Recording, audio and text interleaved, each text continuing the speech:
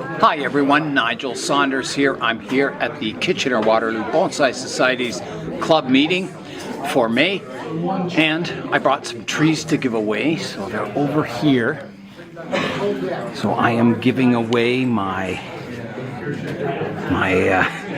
Christmas cactus cutting, my ficus from Tropical Expressions workshop, a bougainvillea over here, a few ficus cuttings. That's about it. Okay, so we'll get started with the Korean maple demo. So I'll do a quick demo on what I would think is a good first step to getting these small trees together. And if you guys want to come up closer, please feel free to bring in your chairs.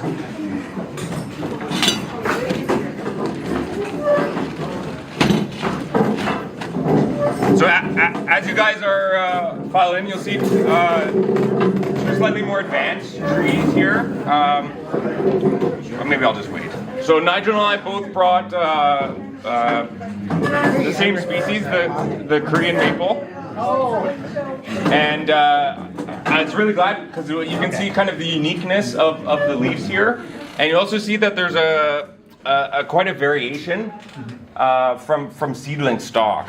Okay, so one thing we're going to confirm when I open these things is if they're one from seed or two from cutting. Very likely seed grown, but that's important considerations for. I think Steve, you mentioned you want to do a clump. This is Steve. Sorry, Steve. That is generally more difficult when you don't have the exact same genetics. Right. So different seedlings, although when they are fused, that will be less apparent. But like if we fuse these two together right now, each trunk would always have this slightly different leaf type. They also may get different fall colors. They may emerge at slightly different times. They'll definitely have different vigor. Like that's just all sort of like the natural variation. So if you are interested in that, I would recommend not clumping them together right now. Wait to season, see how they open up, if the leaves are similar or not. See how they change color in the fall, and then you can always do that clump next year. Wouldn't be too late by then. No. Or alternatively, you let something grow out like this, Yeah. and then you take cuttings all from one, and then you make a clump from that.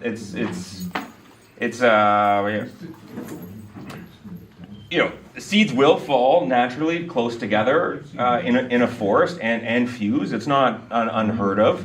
It would break kind of the rules, but I'm not much for the rules. So nothing's stopping you from doing that. It does happen naturally. Like 3 seeds fall close together, they'll eventually grow kind of into each other. We did the clump from the field maple, and they were all separately seeded, right? Yeah. Yeah, all from one parent tree though. Yeah. Yeah. So I like this seed stock is kind of unknown. Yeah. Yeah. I don't want to distract. If you guys want to do that, I can of course help. But those are some of the limitations of working with seeds. They have a beautiful red tinge when they come out, and beautiful reddy green leaves, and then their fall colors are also fantastic. The species grows more coarse than Japanese maples, just the generic Japanese maples, but especially compared to the dwarf Japanese maples and such. So they tend to are more situated for a medium to a larger size bonsai. So I've basically just been growing this out in my baskets, but maintaining a flat root base to get that that nice radial spread. And I'm going to show you how I would start with these seedlings. I'll go through like a very safe, more risky types of pruning, but they are small and Going from that to that. yeah. So this is probably a two-year-old seedling, and I would say these are closer to 5, 6 maybe. Mine's going to year 3 from something like that is Okay. what I started off with. Yeah, so I'd say around 5, 6. So like Maples and deciduous, especially maples, elms, they grow very, very fast. So you're only a couple years behind. So they'll come in bunches like this. So if you're buying 3, please just grab 1 bunch just for ease. There are some extras, like I mentioned. So if you didn't get in on the initial order, obviously we'll give them to those folks first. But there is spares. And I also did bring some soil if you guys need for your planting. So the first steps will be the same for all, and then I'm just going to plant mine in very simple 4-inch liner stock. But these could go into a small pot right now if you want to keep them small. Up pot them into something bigger if you want to grow them out. It's really like a pick your own adventure type thing here. Okay, so yeah, they're definitely seed stock. So you can see that they don't have a radial root base, which indicate that they were cutting grown. And they're grown in what's called plugs. So they're just 4-inch, very narrow plugs that seeds are started, so they can start a bunch of them in a small space. And then these traditionally would just be unmanipulated and put it in a bigger pot and up pot it. So that is the safest option. So if you're feeling very conservative and you just want to grow this out, which I would not recommend because we're here for bonsai, so we want to do some stuff.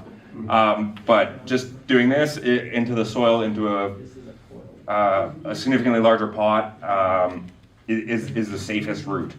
The next safest, which I'm going to recommend to everybody, would be to take what we have here and tease out all of the roots with the goal of just removing the soil and not cutting any roots. Okay, so we're going to start that the same way we start all bonsai by finding the base and working from the top down. It's not a big top, thankfully. It is going to be pretty tight because it's in this 1-inch tube. So there's going to be a lot of root growth near the base, which is really, really good for bonsai. If these were field grown, they'd have roots way out and not really usable, and we'd have to do a lot of pruning to get those into shape. So what I'm trying to do here in your first step should be trying to locate a plane along the stem and roots where you get the most amount of radial roots. Okay, it's not going to be perfect because again these were seed grown. There's another seed in there. Seed grown, and then they haven't had any root work. So these are all just, you're going to get what you get. It's going to be that natural variation that we just talked about. I am finding this easier to go from bottom up.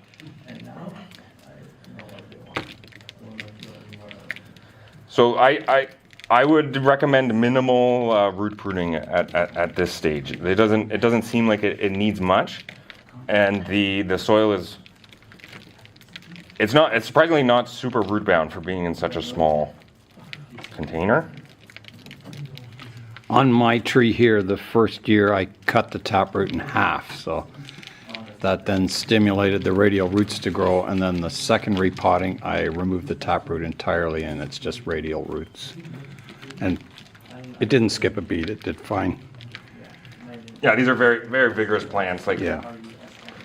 Like the most aggressive one that you've seen Nigel cut off some roots. We're leaving just a little bit, but hey, so this you don't have to go super hard, and that's got the majority of the nursery stock soil out. Okay, so you'll see that we're gonna have a hodgepodge amount of roots. So directly at the surface of the soil where it's planted, you're likely going to have some advantageous roots, 1 or 2 off of this plane. If you're lucky, you get all your radial roots starting right here.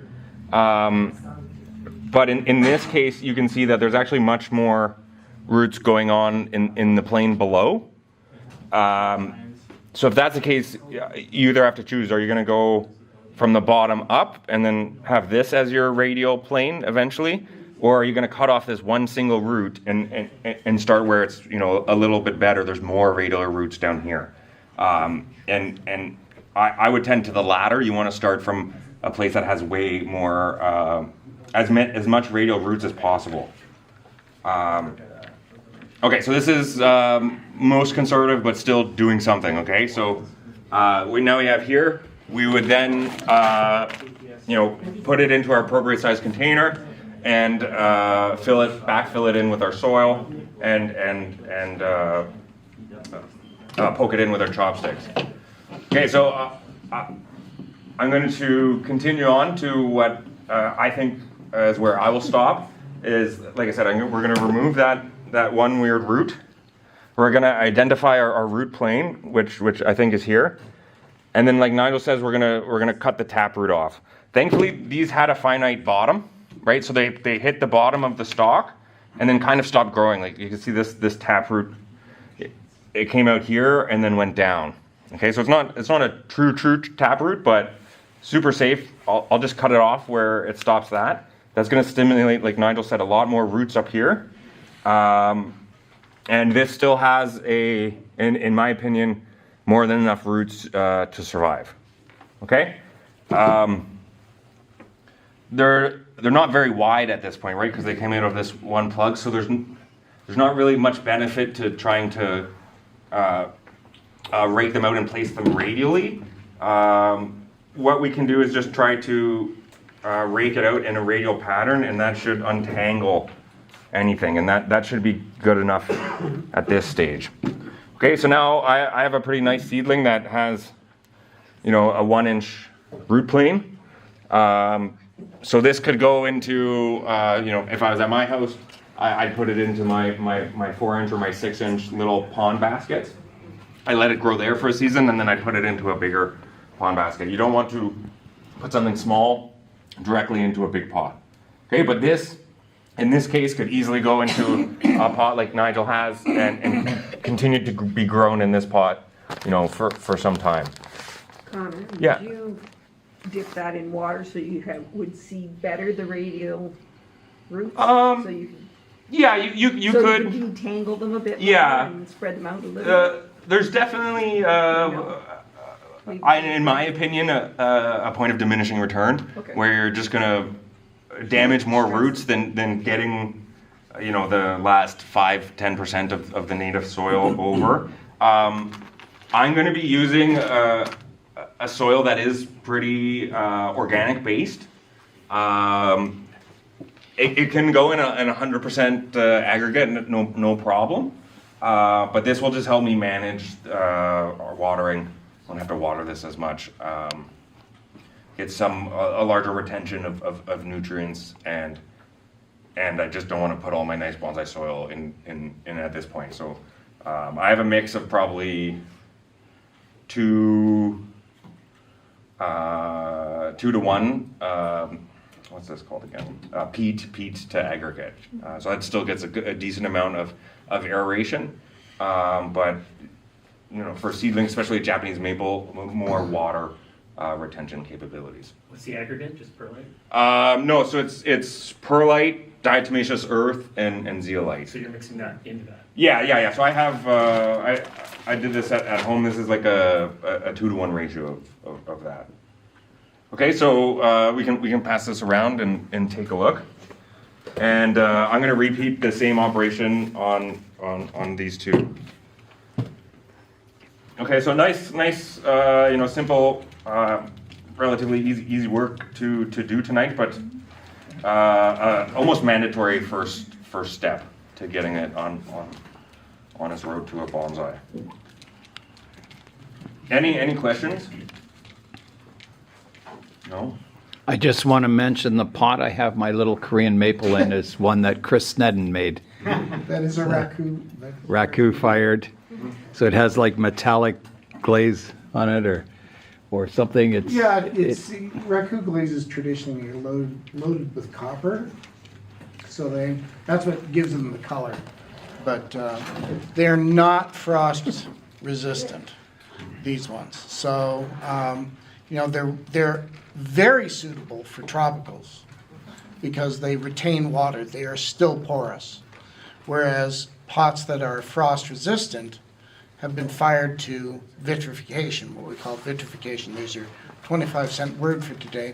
So what it means is that the silica in the clay has melted enough to get in between the pores and prevent water from seeping in or out, right? So I can sell a vase to my new best friend, and they can take it home and put it on the mahogany table, and I can be reasonably assured that they're not going to come back to me, for refinishing costs because stupid Sned made a vase that leaks water all over my table, right? So I rely on the clay suppliers for that technology, and there's really only about 2% absorption in any clay when it's fired to vitrification. That's for sale here in southwestern Ontario. So that's the long answer, but yeah, that is a raku pot, that one, and I was fooling around with drop rim bowls at that point, so it was fun. It's a beautiful pot. I really like it. I will confirm the hardiness zone of these. I believe they're equivalent to JM's. I'm not in Kitchener anymore, but I've left this unprotected on the ground outside, and it's done fine. I'm in a few zones lower, higher, warmer. Yeah, that's the right word. Okay, so again, I'm here. So 2 for 2, they have like this one long root. So again, I'll just cut that in half, and that's in an equivalent spot to that. I would not prune anything right now. Buds are moving, so energy is moving. That means the debit has already been cashed, right? So we don't want to remove that before the leaves come out and they get to get their ROI on their investment and start getting solar energy through the leaves. Okay. So once the leaves are hardened off like this, it'd be a good time to then prune. Also, these are just little seedlings, and they got maybe 1, 2, 3, 4, 5, 6 sets of buds. Okay, so unless you're gonna make like a mame and keep it really, really small, I would avoid pruning. Yeah, so that's 2 done. I don't need to keep doing this. I think everyone gets the point. Any final questions before I release you guys on your own stock? Just to help you out, they're zone 4 to 9. 4 to 9? Okay. In the ground, okay? Yeah. 4's pretty nice, but 9's not very nice. 4 is nice. Yeah. I'll double check, is that from is that what Tree Time is advertising? No, it's just from Google Okay. AI. Okay, so let me pull up the folks that pre-ordered, and again, I don't think it's going to be a big deal because we got lost. No, that's Here's Vince and Jay hard at work here, carefully raking out roots. Wow. It's like with my luck, I'll have like a, some horrible bump or something. That's the way it is with seedlings. Some you get really weird features at the base.